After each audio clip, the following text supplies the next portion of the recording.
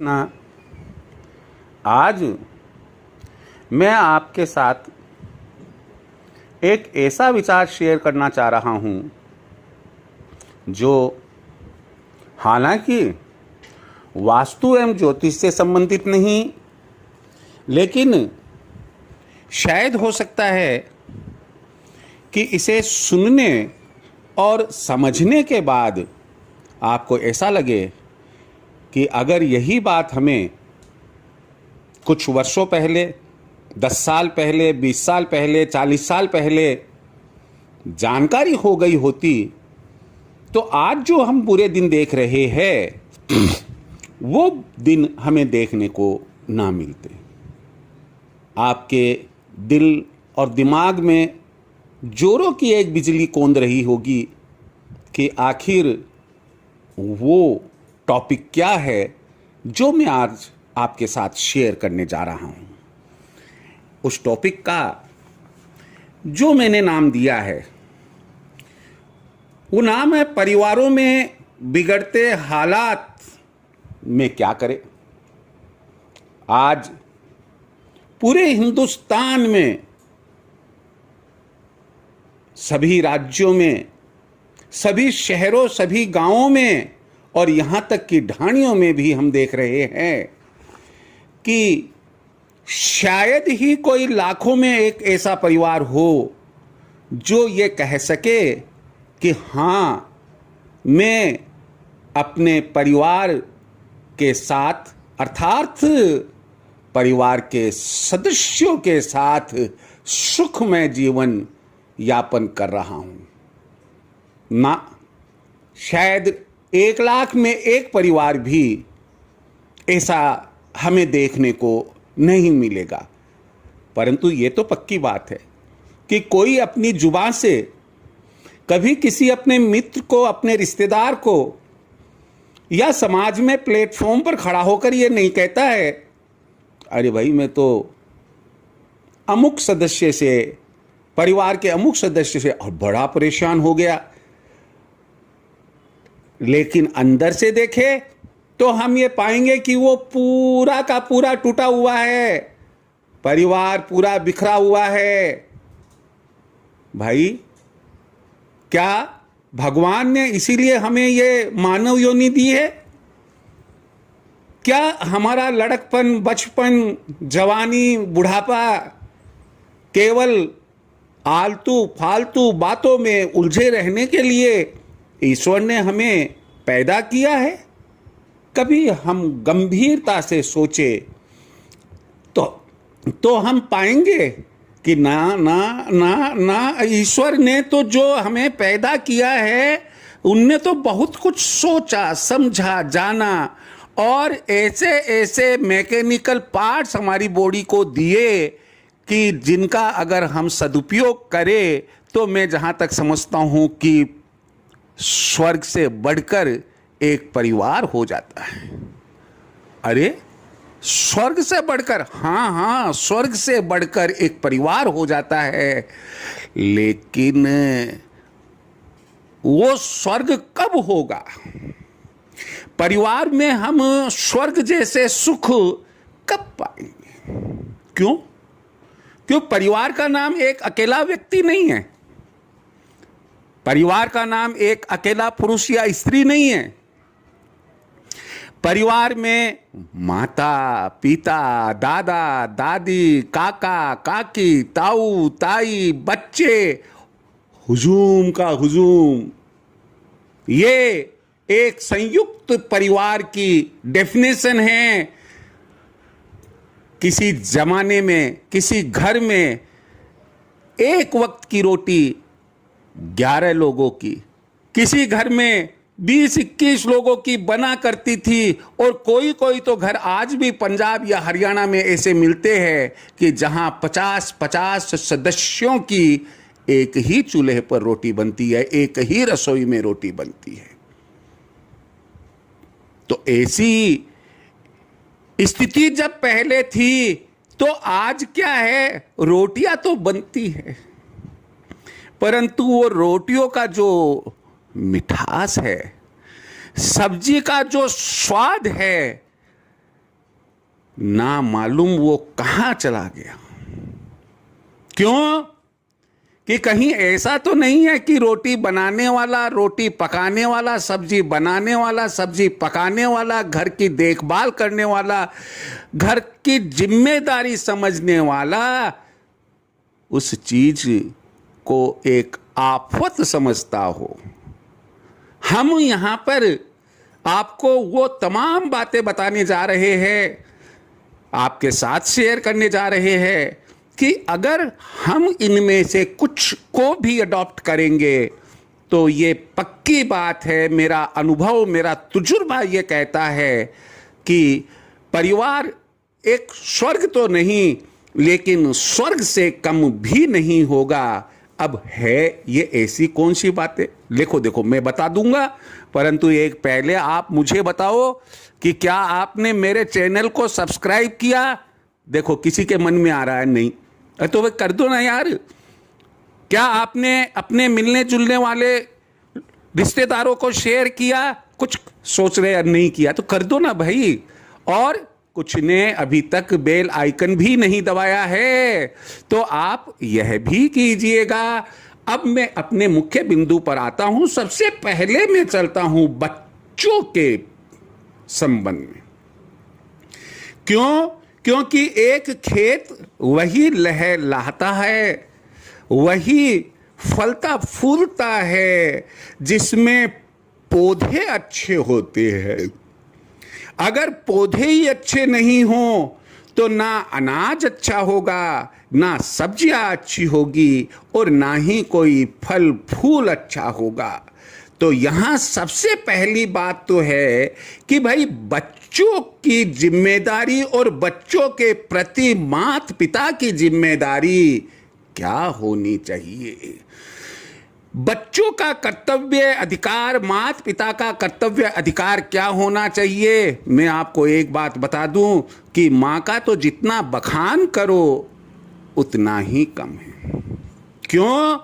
क्योंकि मां तो अपने बच्चे को उस समय से जानती है और उस समय से पाल रही है जब उसको स्वयं को नहीं मालूम था कि मैं मानव योनि में जा रहा हूं, मैं लड़का हूं कि लड़की हूं, मैं किस समाज को बिलोंग कर रहा हूं। गर्भावस्था में ऑक्सीजन मां देती है, पौष्टिक भोजन मां देती है, अच्छी अच्छी बातों के संस्कार मां देती है। आप कहेंगे क्या ऐसा संभव है? हाँ, हमारे जो ग्रंथ कहते हैं, महाभारत कहता है कि अभिमन्यु को गर्भ में ही जानकारी हो गई थी कि किस तरीके से वह युद्ध में व्यूह रचना जो बनाई जाती है उसमें किस तरह से चक्रव्यूह में प्रवेश करेगा। लेकिन अर्जुन जब अपनी पत्नी को यानी कि अभिमन्यु की माता को सुना रहे थे ये बात और अभिमन्यु सुन रहा था, अंदर प्रवेश करने की बात चक्रव्यूह की अभिमन्यु सुन चुका था। लेकिन उसके बाद अर्जुन तो बोलते रहे कि किस तरह से चक्रव्यूह को तोड़कर बाहर निकला जा सकता है। मां को नींद आ गई, मां को नींद आ गई तो बच्चे तक कम्युनिकेशन नहीं पहुंचा और उसके दिमाग में वह बात नहीं आई। नतीजा आप और हम सब जानते हैं कि महाभारत में एक अकेला यह योद्धा था जो कि महारथियों के बीच में चक्रव्यूह तोड़कर पहुंच गया था। लेकिन क्योंकि उसे चक्रव्यूह से निकलना नहीं आता था इसलिए उन्होंने युद्ध में उसे मार डाला। एक और बात मैं बता ही देता हूं यहां पर, अष्टावक्र जो ऋषि अष्टावक्र है उनका नाम आपने अवश्य सुना होगा, नहीं तो आज आप सुन लीजिएगा। उनके पिताश्री जो थे वो बड़े श्लोक वगैरह धार्मिक कर्मकांड किया करते थे, परंतु संस्कृत के श्लोक में अशुद्धियां उनके उच्चारण में होती थी। गर्भ से वो बच्चा बोलता था, अरे पिताश्री मंत्रोच्चारण तो सही कर लीजिए। एक दो बार तो उन्होंने ध्यान नहीं दिया। पुराने ऋषि मुनि थे, उनको आवाज आ जाती थी गर्भ वाली भी, परंतु एक दिन उनको बड़ा क्रोध आया और क्या तू गर्भ में होते हुए मुझे ज्ञान की बातें बताता है, जा तू गर्भ में ही अष्टवक्र का शरीर धारण कर लेगा। इसलिए जब वो पैदा हुए तब 8 कोणों में विभाजित उनका शरीर था। और आपको मैं एक जानकारी दे दूं कि राजा जनक ने को जो ज्ञान के संबंध में जानकारी दी थी वो अष्टावक्र ने दी थी, जिसकी जानकारी आपको अष्टावक्र गीता में मिलती। यहां ये दोनों वृत्तांत आपको इसलिए बताए मैंने क्योंकि आप मान कर चलिए कि मां होती है, और अब आप चाहे लूडो खेलो मोबाइल पर, चाहे आप राम कीर्तन सुनो, प्रवचन सुनो, बाल रूप श्री कृष्ण की लीलाएं देखो, आप जो देखोगे, आप जो खाओगे, आप जो पियोगे, आप जो एक्शन करोगे, यहां माताओं के लिए ये वो तमाम संदेश और वो तमाम ग्रोथ उस बच्चे के शारीरिक और मानसिक विकास की होती है। माँ होती है, माँ का कर्ज बच्चा कभी नहीं उतार सकता, और यही वजह है कि 5 साल के बच्चे तक के लिए माँ का आंचल ही उसकी पाठशाला होती है। माता पिता दोनों मिलकर अपने बच्चों को सुसंस्कारित करने के लिए, शिक्षित करने के पाठशाला भेजते हैं। पुराने समय में वो गुरु आश्रम में जाया करते थे, वर्तमान में वे स्कूल्स में जाते हैं, इंग्लिश हिंदी मीडियम की स्कूल्स में जाते हैं। लेकिन अब मैं आपको बताने जा रहा हूं कि जब बच्चा 15 से 19 साल के बीच का हो, 13 साल से टीनेज शुरू हो जाती है, क्योंकि आप बोलते हो 13, फिर 14, 15 और ऐसे 19 तक बोलते हो, तो टीनेज शुरू हो जाती है। तो 15 से 19 वर्ष के बीच जब वह बच्चा हो, आपको एक गहन शोध करना चाहिए कि उस बच्चे में क्या योग्यता है, क्या वह आगे पढ़ना चाहता है, क्या वह किसी जॉब में जाना चाहता है, उसे हायर एजुकेशन दी जानी चाहिए, दिलवाई जानी चाहिए या नहीं दिलवाई जानी चाहिए। ये तमाम बातें भावनाओं में बहकर डिसीजन ना ले, बल्कि इसके ऊपर गहन विचार करे। अगर वह वाकई काबिल है तो उसको उसी प्रकार की लाइन मिलनी चाहिए। तो 15 से 19 वर्ष की आयु एक ऐसा चौराहा होता है उस बच्चे के लिए कि एक रास्ता बनने की तरफ और दूसरा रास्ता बिगड़ने की तरफ जाता है। माता पिता दोनों का कर्तव्य होता है कि वह उसका मार्गदर्शन करे। दूसरी बात मैं आपको बताने जा रहा हूं कि बच्चा चाहे छोटा हो, चाहे वो टीन एज में हो या युवा हो जाए, उसकी जरूरत के अनुसार ही उसे सुविधाएं उपलब्ध करवानी चाहिए। अगर किसी चीज की उसको जरूरत नहीं हो और या हम महसूस करते हैं कि इस अवस्था में यह इसकी जरूरत की वस्तु या जरूरत की सुविधा नहीं है, मान कर चलिए कि आपको ऐसी सुविधा कदापि नहीं उपलब्ध करवानी चाहिए। अन्यथा आप अपने बच्चे के जो अच्छे बुरे हालात है, आप समझ नहीं पाएंगे कि वो कौन सी डोर ऐसी थी जिसने हमारे पतंग को तोड़ दिया या बिगाड़ दिया। अगली बात बच्चों के लिए है कि घर के प्रति जिम्मेदारियां, उत्तरदायित्व, रेस्पॉन्सिबिलिटी, लायबिलिटी, इन तमाम की जानकारी आप बच्चे को, आप जब वह थोड़ा समझने लग जाए, देना चाहिए। सब्जी खरीदने के लिए आप जा रहे हैं, आप खड़े हैं, लेकिन बच्चे को कहो पूछो भाव क्या है, देखो कितना वजन रखा है, मुझे बताओ कितने रुपए देने लेने हैं, नहीं तो मालूम पड़ा कि बच्चे की शादी भी हो जाती है और पतिदेव तो यानी कि आपका बच्चा तो खड़ा है और पत्नी सब्जी खरीद रही है, किराने का सामान खरीद रही है, दूसरी दुकानों पर शॉपिंग कर रही है। क्यों? कि आपने तो अपने बच्चे को कुछ सिखाया ही नहीं। तो आप अपने बच्चे को घर के प्रति, चाहे वह घर में रसोई का काम हो, बाजार हाट का काम हो, सामाजिक कार्य हो, उसके प्रति उसे उत्तरदायित्व सौंपे जो उसकी उम्र के अनुसार हो।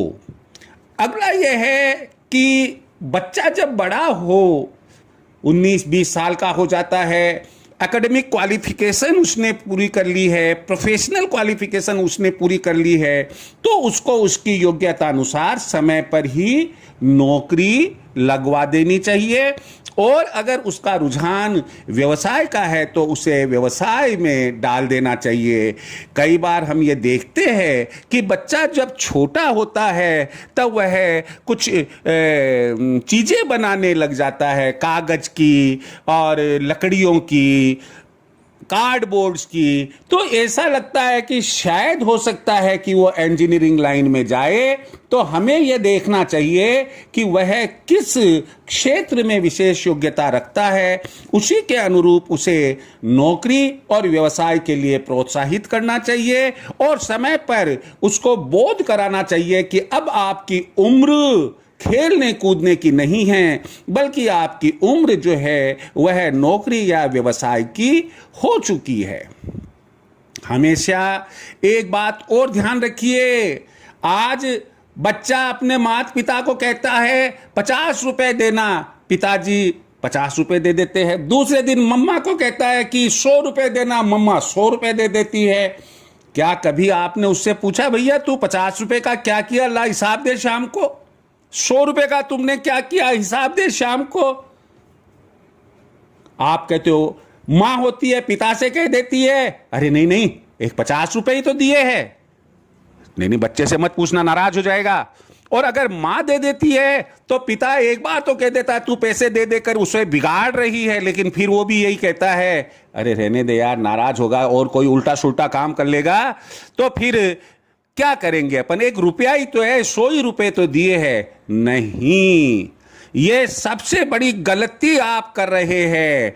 आप अपने बच्चे को रुपए की कीमत समझाइए कि रुपए कैसे कमाया जाता है और कमाने के बाद उसको खर्च करने की योग्यता उसमें है या नहीं है।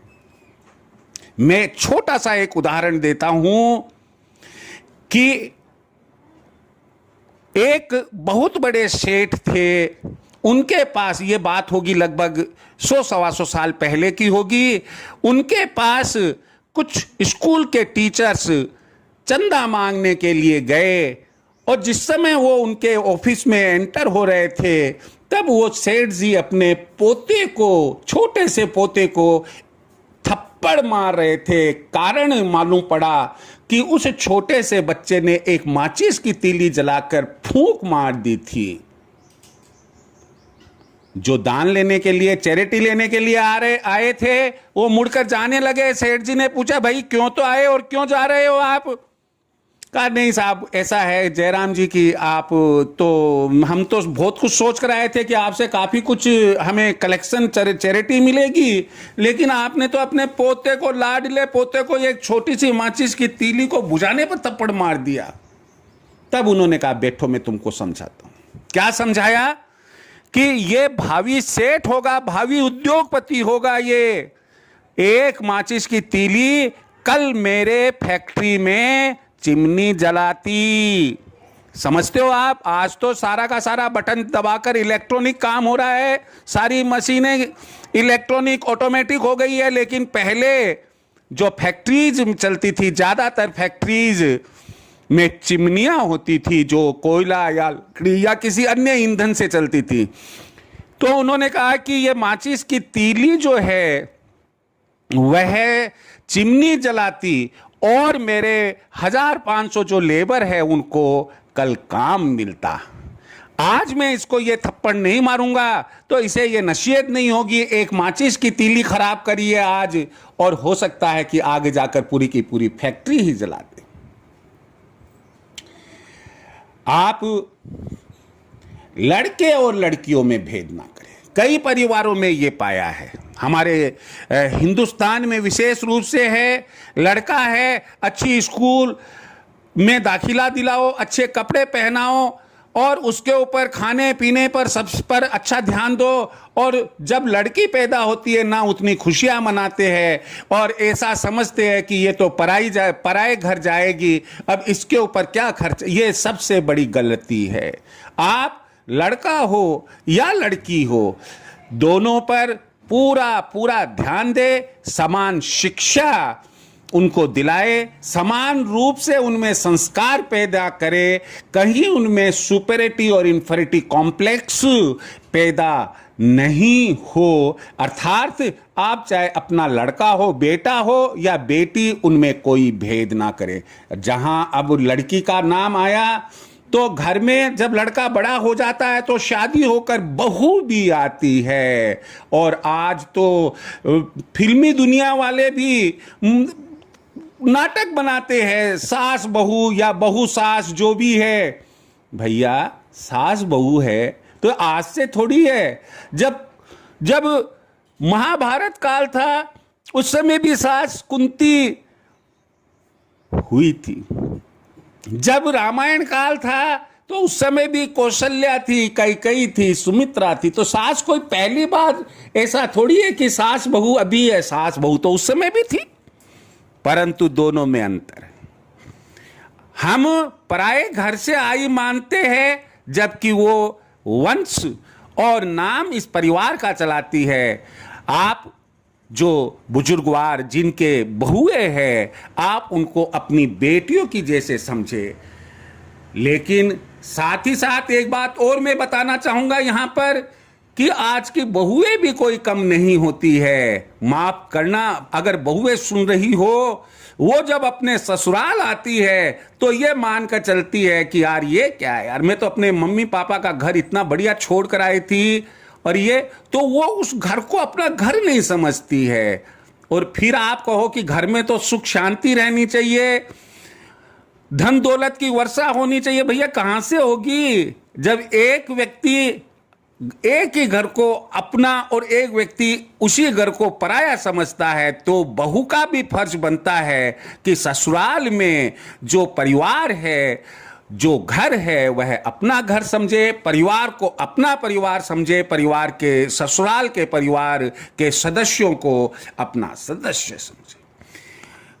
माता पिता यानी कि सास और ससुर को चाहिए कि अपने बहुओं को मान मर्यादा की सीख दे, ताकि उनको मालूम हो कि अपने से बड़ों की मान मर्यादा कैसे रखी जाती है, क्या अदब होता है, किस तरीके से कौन कौन से रिवाजों का पालन हमें करना चाहिए, जिससे खानदान की इज्जत खराब ना हो, बल्कि खानदान की इज्जत बनी रहे। अगली बात मैं आपको बताने जा रहा हूं कि माता पिता सब बच्चों एवं बहुओं से समान रूप से प्यार करें। कई बार हम देखते हैं कि बच्चों से तो प्यार अधिक और बहुओं से कम, ऐसा भी नहीं होना चाहिए। माता पिता बड़े बच्चों के साथ दोस्ती का व्यवहार रखे। बच्चे जब बड़े हो जाए, उनके भी लड़का लड़की हो जाए, स्वाभाविक है कि वो भी अपने आपके लड़के को पापा कहते हैं। अब उस समय भी इस रूप में अपने लड़के के साथ पेश आते हैं कि वो अपने ही बच्चों के सामने अपने आप को जलील होता हुआ समझता है। तो माता पिता का यह कर्तव्य है कि बच्चा चाहे जितना बड़ा हो, बड़ा होने पर आप जैसे ही, हमारे शेखावाटी जो राजस्थान का एक इलाका है, कहावत है कि अगर पिता की जूती बच्चे के पांव में आ जाती है तो फिर वो बच्चा नहीं दोस्त बन जाता है। तो चाहे लड़का हो चाहे लड़की हो, जब वे बड़े हो जाए तो माता पिता को उनसे दोस्ताना व्यवहार रखना चाहिए, ताकि वे अपने सुख दुख की बातों को अपने माता पिता के साथ शेयर कर सके। ये तमाम जो बिंदु हमने बच्चों से लेकर माता पिता, बहू, लड़का, लड़की सबके बारे में आपको जानकारी दी, ये वर्तमान समय की एक महत्वपूर्ण आवश्यकता है।